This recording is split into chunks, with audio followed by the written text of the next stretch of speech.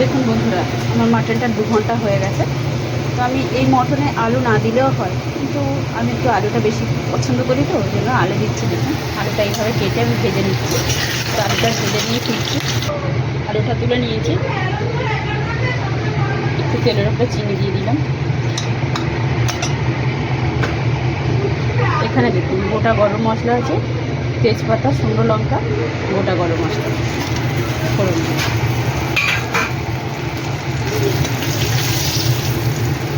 পরে ফিরছি।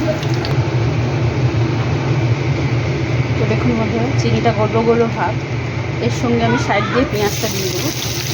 আর চিনিটা তিতো তিতো হয়ে যাবে। পেঁয়াজটা দিচ্ছি, পেঁয়াজটা ভেজে দিচ্ছি। তো পেঁয়াজটা ভাজা হয়ে গেছে বন্ধুরা, এবার আমি মাটনটা দিয়ে দেবো।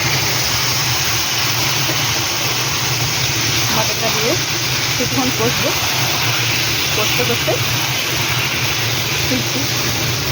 তো দেখুন বন্ধুরা, আমি কড়াইটা শিফট করে দিয়েছিলাম, আর একটা গ্যাসে দিয়ে দিয়েছিলাম আস্তে করে। তো দেখুন কতটা জল বেরিয়েছে। আমি এক্সট্রা জল এর মধ্যে দেবো না। এবারের মধ্যে আলু আর টমেটো কিছুটা দিয়ে দেবো, দিয়ে আবার ওটাকে ঢাকা দেবো ভালো করে। ঢাকা দিয়ে পরে ফেলছি। তো দেখুন বন্ধুরা, আমি ঢাকনাটা খুলেছি। আমি কিন্তু একটু জল দিইনি, এই জলেই হচ্ছে, জলই বেরোচ্ছে। আমি ধিমি আছে, একদম লো ফ্লেমে করে দিয়েছি। তো এটাকেই আমি দেখুন মোটামুটি মাংস সিদ্ধ হয়ে গেছে 80% মতো। এবার জলটা শুকাতে শুকাতে 100% সিদ্ধ হয়ে যাবে। তো আমি পরে ফিরছি।